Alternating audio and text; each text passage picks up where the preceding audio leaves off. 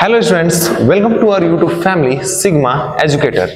आप लोगों के ज्यादातर डाउट होते हैं जीन और एलील में, ठीक है। तो हम लोग आज समझेंगे जीन और एलील में डिफरेंस होता क्या है। तो हम लोग सबसे पहले समझेंगे जीन होता क्या है। तो हम लोग बात करते हैं जीन की।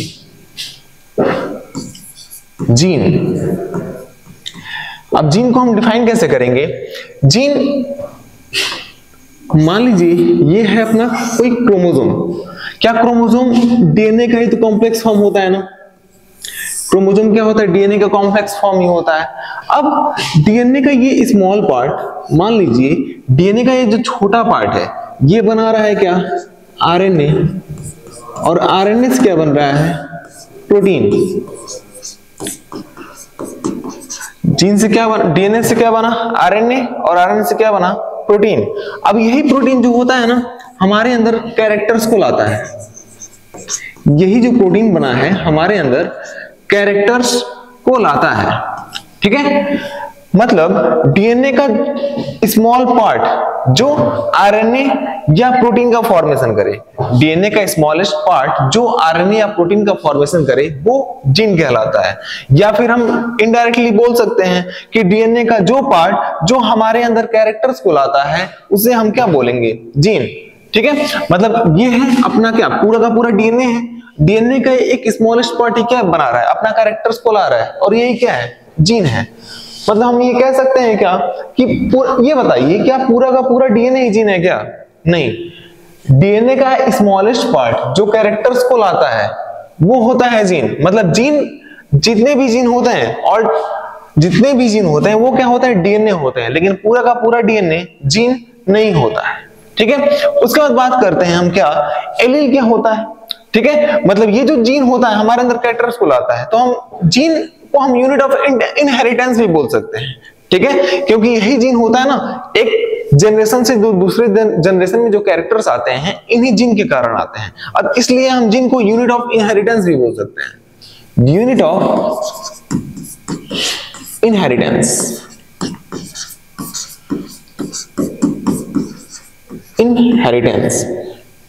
क्योंकि यही जो जीन है एक जनरेशन से दूसरे जनरेशन में कैरेक्टर्स को ले जाने का काम करते हैं। अतः हम जीन को यूनिट ऑफ इनहेरिटेंस भी बोल सकते हैं, ठीक है।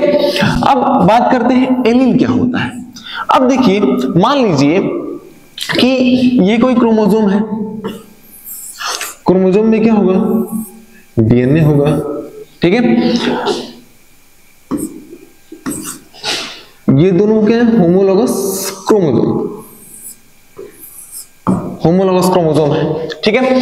अब मान लेते हैं डीएनए का ये जो पार्ट है, डीएनए का ये जो पार्ट है ये क्या बना रहा है, आरएनए। और इससे क्या बन रहा है, प्रोटीन। अब यही जो प्रोटीन है हमारे अंदर क्या लाएगा, कैरेक्टर्स को लाएगा, कैरेक्टर्स को लाएगा, ठीक है। अब डीएनए का ये पार्ट भी क्या बनाएगा, आरएनए। आरएनए से क्या बना, प्रोटीन। और यही प्रोटीन क्या लाएगा, कैरेक्टर्स को लाएगा, कैरेक्टर्स को लाएगा, ठीक है। अब ये जो जीन होते हैं डीएनए पे ही होगा। अब बात करते हैं हम लोग क्या है, एलील की। अब ये मान लीजिए ये जो क्रोमोसोम है वो दोनों होमोलोगस क्रोमोसोम है, ठीक है। अब डीएनए का ये पार्ट क्या बना रहा है, आरएनए और प्रोटीन। अब यही जो प्रोटीन होता है हमारे अंदर क्या लाएगा, कैरेक्टर्स को लाएगा। अब ये जो दूसरा क्रोमोसोम है ये क्या बनाएगा, आरएनए, प्रोटीन और कैरेक्टर्स को लाएगा। मान लीजिए इस पॉइंट पे हो गया म्यूटेशन, इस जीन में क्या हो गया, म्यूटेशन। अब जब म्यूटेशन हो जाएगा तो क्या ये जीन आरएनए बना पाएगा, क्या नहीं बना पाएगा।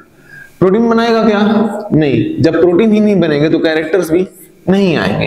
अब मान लीजिए ये जो हमने जीन लिया है ये हमने प्लांट हाइट का जीन ले रखा है, प्लांट हाइट का जीन ले रखा है। और यदि एक क्रोमोसोम पे, ये क्या दोनों होमोलोगस क्रोमोसोम है ना, यदि एक क्रोमोसोम पे प्लांट हाइट का जीन है तो दूसरे क्रोमोसोम के सेम पोजीशन पे ही प्लांट हाइट का ही जीन होगा, ये भी हाइट का ही जीन होगा, ठीक है। यदि ये एक्सप्रेस कर रहा है जीन, ये जीन एक्सप्रेस कर रहा है, तो क्या प्लांट टॉल होगा? क्या प्लांट टॉल होगा। अब ये जीन तो एक्सप्रेस नहीं कर रहा है, मतलब क्योंकि इसमें म्यूटेशन हो गया है। जब म्यूटेशन हो गया है तो आरएनए नहीं बनाएगा, आरएनए नहीं बनाएगा तो प्रोटीन भी नहीं बनेगा। जब प्रोटीन ही नहीं बनेगा तो कैरेक्टर्स कहां से आएंगे? अतः हम कह सकते हैं ये जो जीन है ये क्या करेगा? एक्सप्रेस नहीं करेगा। एक्सप्रेस नहीं करेगा तो कैरेक्टर्स नहीं आएंगे, ठीक है। अब क्या हमें ये जीन के दो अलग अलग फॉर्म देखने को मिल रहे हैं ना? यहाँ पे तो जीन एक्सप्रेस कर रहा है, लेकिन यहाँ पे जीन एक्सप्रेस नहीं कर रहा है, मतलब जीन के अलग अलग फॉर्म दिख रहे हैं। यहां से प्लांट तो टॉल हो गया, यहां से क्या होगा? ड्वार्फ होगा। जीन क्या है? जीन ये प्लांट हाइट का जीन है, लेकिन जब इसमें म्यूटेशन हो गया तो ये प्लांट हाइट क्या हुआ? ड्वार्फ हो गया। जब म्यूटेशन नहीं हुआ तो नॉर्मल कंडीशन में प्लांट क्या हो गया? टॉल हो गया। अब अपने को यहाँ पे जीन के दो अलग अलग फॉर्म देखने को मिल रहे हैं कि नहीं मिल रहे हैं? अब जीन के इन्हीं दो अलग अलग फॉर्म को हम नाम देते हैं एलील, ठीक है। एलील क्या होता है? Different form of gene. Allele क्या होता है? एलील क्या होता है? Different form of gene. Different form of gene is called allele. अब बात करते हैं जीन की। जीन क्या होता है?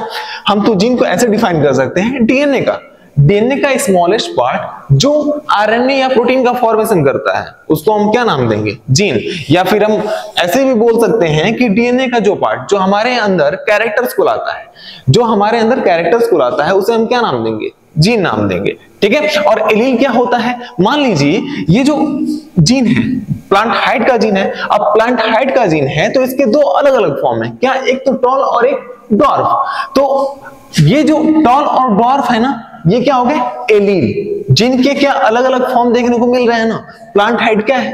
प्लांट हाइट जीन है, ठीक है। अब इस जीन के भी तो अलग अलग फॉर्म देखने को मिल रहे हैं ना, ये क्या होगा? एलील होगा। मतलब एलील भी क्या है? एक तरह का जीन ही है, ठीक है। अब ये जो टॉल और ड्वार्फ हैं ये क्या हो गए? एलील, ठीक है। जो अलग अलग जीन के फॉर्म होते हैं उसी को तो हमने नाम दिया था क्या? एलील नाम दिया है, ठीक है। अब ये जो एलील होते हैं ना, ये होमोलोगस क्रोमोसोम पे ही होंगे और सेम लोकस पे होंगे। मान लीजिए यहाँ पे प्लांट हाइट का जीन है, तो यहाँ पे भी प्लांट हाइट का ही जीन होगा, ठीक है। यदि यहाँ पे प्लांट हाइट का जीन है तो होमोलोगस क्रोमोसोम के सेम लोकस पे, लोकस यानी साइट। एलील हमेशा होमोलोगस क्रोमोसोम के सेम लोकस या सेम साइट पे प्रेजेंट होंगे। जैसे मान लीजिए यहाँ पे प्लांट हाइट का जीन है तो यहाँ पे प्लांट हाइट का ही जीन होगा। यहाँ पे मान लीजिए फ्लावर कलर का जीन है तो यहाँ पे फ्लावर कलर का ही जीन होगा। यदि यहाँ पे पॉट शेप का जीन है तो यहाँ पे भी पॉट शेप का ही जीन होगा। और जीन, आपको तो जीन क्लियर है ना? जीन को हमने क्या बोला? जीन डीएनए का वह पार्ट होता है जो हमारे अंदर कैरेक्टर्स को लाता है, वो हो गया जीन। एलील को हमने क्या बोला? एलील जीन के जो डिफरेंट फॉर्म होते हैं, ठीक है। जैसे प्लांट हाइट हो गया, प्लांट हाइट क्या है? जीन। अब क्या इसके भी दो अलग अलग फॉर्म होंगे ना, टॉल और ड्वार्फ, ये क्या होगा? एलील होगा। अब क्वेश्चन ये आता है कि एलील के बनने का रीजन क्या है? एलील के बनने का रीजन क्या है? तो एलील के बनने का रीजन क्या है? म्यूटेशन है। म्यूटेशन हुआ तभी तो एलील बना। समझ पा रहे हैं कि नहीं आप लोग? अब देखिए, म्यूटेशन करने का मतलब कि यदि म्यूटेशन होता ही नहीं तो एलील कहां से बनता? जीन के अलग अलग फॉर्म दिखते ही नहीं, मतलब म्यूटेशन ही रिस्पॉन्सिबल होता है एलील को बनाने के लिए। क्योंकि यदि म्यूटेशन होता ही नहीं तो अपने को क्या ये जीन के अलग अलग फॉर्म देखने को मिलते? क्या नहीं मिलते, ठीक है। अब आपको क्लियर है क्या जीन और एलील में डिफरेंस क्या है? एलील मैंने क्या बोला? एलील क्या होता है? जीन का डिफरेंट फॉर्म ही क्या होता है? एलील होता है। और जीन क्या होता है? जीन एक तरह का डीएनए ही है। जीन क्या है? डीएनए ही है। डीएनए का वह पार्ट है जो आरएनए या प्रोटीन बनाता है या फिर हमारे अंदर कैरेक्टर्स को लाता है, वही तो जीन है, ठीक है। और एलील क्या है? एलील जीन के डिफरेंट फॉर्म होते हैं, ठीक है। अब बात करते हैं एलील के रीजन क्या है आने का। एलील बनने का एलील के लिए मेन रिस्पॉन्सिबल फैक्टर क्या होता है? म्यूटेशन होता है। क्लियर है क्या जीन और एलील में? आया क्या आप लोगों को समझ में? यदि आपको वीडियो अच्छा लगे तो वीडियो को लाइक जरूर कर दें और हमारे चैनल को सब्सक्राइब करना ना भूलें। Thank you.